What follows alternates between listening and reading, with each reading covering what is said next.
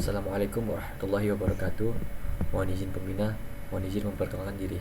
Nama Muhammad Zakar Sekolah, kelas Metodologi 2A, NPT 11240025. Mohon izin, pada hari ini saya akan melaksanakan tugas UAS Bahasa Inggris, yaitu pidato.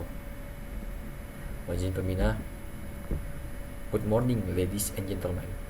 It is a honor for me to stand here today and speak about a topic this is become increasingly important in our modern world: weather modification.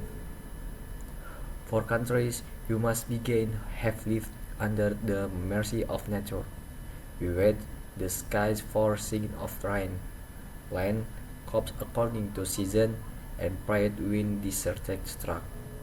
But today, science and technology have allowed us to do something unimaginable: to influence the weather itself. This development breaks both hope and concern, and today I would like to invite you all to reflect on three key questions. 1. What is weather modification? Why do we ask it? And last, what are the consequences of playing with the atmosphere? 1. What is weather modification? Let us begin with the basic definition. Weather modification refers to human effort to deliberately alter atmosphere conditions, often with the goal of including rain, reducing hail, dispersing fog, or suppressing hurricanes. The most common technique is cloud seeding, a process in which airplanes or ground-based equipment release substances like silver iodide, potassium iodide, or dry ice into clouds to stimulate rainfall. This is not science fiction, it's happening right now. In fact, the first successful weather modification experiment began in the 1914 in the United States. Since then, over 15 countries, including China, UAE, Australia, Thailand, and Indonesia, have used weather modification as a strategy tool. Topic 2. Why do we modify the weather? The motivation for weather modification are many and often very practical. First, agriculture. Many regions in the world depend on seasonal rains, but what happens when the rains don't come? Imagine the fate of millions of farmers, especially in developing countries, facing drought, failing harvest, and food insecurity. Cold seeding can bring the rain needed to save an entry season of crops. Second, disaster management. In country like Indonesia, forest fire during the dry season caused the gross level of heat, affecting the health of millions and even disrupting international air travel. To fight this, Indonesia has deployed cloud seeding operation to induce rain over fire-prone regions in Sumatra and Kalimantan, often with great success. Third, urban and environmental needs. Cities like Beijing have used weather modification to improve air quality or even ensure clear sky for important events. Did you know that during the 2008 Olympic, China launched a major weather modification campaign to prevent rain during the opening ceremony? 4. Economy protection. Health suppression projects are conducted in my countries to protect vineyards, crop, and infrastructure from health damage. In areas like Alberta, Canada, or Rajasthan, India, this program saved millions in damage. So, as we can see, the reasons are quality compelling.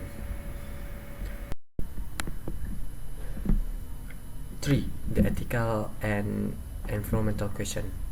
But here comes the difficulty part. What are the risks? As promising as weather modification sound, we must also be aware of its scientific elimination, environmental risks, and ethical dilemmas. Let's start with the science. Many meteorologists warn the weather system are complex and interconnected. When we force into rain in one area was possible. Stay rain from another. The atmosphere does not follow boards. And while cold shading can work, it depends heavily on the exciting presence of cold. You cannot make rain from thin air. It is not greatest solution and something it just does not work. Now the environmental aspect. The substance used in cold shading, such as silver iodide, might accumulate in the environment. Though current studies suggest low toxicity, we do not yet fully understand the long-term ecological impact. We are intervening in system we barely understand. What if we accidentally trade folding or let silence? What if we disturb natural weather cycle, the local ecosystem really on? And finally, the ethical question: who control the sky? Imagine tonight country one clouds heading to force rain from a cloud system, leaving the other day is that fire. So international law regulates this technology. What if private company began selling weather as a service? Will only the rich have access to rain?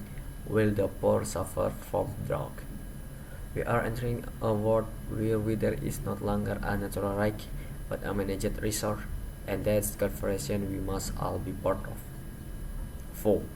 The future condition and collaboration. So what do we do? I believe the future of weather modification must guided by condition, cooperation, and clear regulation.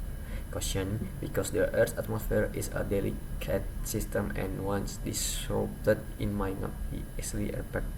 Cooperation, because weather does not recognize national borders and global collaboration is needed to avoid conflict and protection research. And regulation, because without laws and standards, the use of weather modification could lead to inequality, environmental degradation, or even geopolitical tension. We must invest for in climate research, not just to modify weather, but to understand it better. We must create international guidelines on the ethical use of such technology, and most importantly, we must always priority the well-being of people and the planet above political or economic interests. And 5. Closing. A call to responsibility. Ladies and gentlemen, let me conclude with a simple but powerful idea. Just because we can change the weather does not mean we shall, at least not without deep thought. Weather modification is one of the most fascinating and controversial tools of modern science.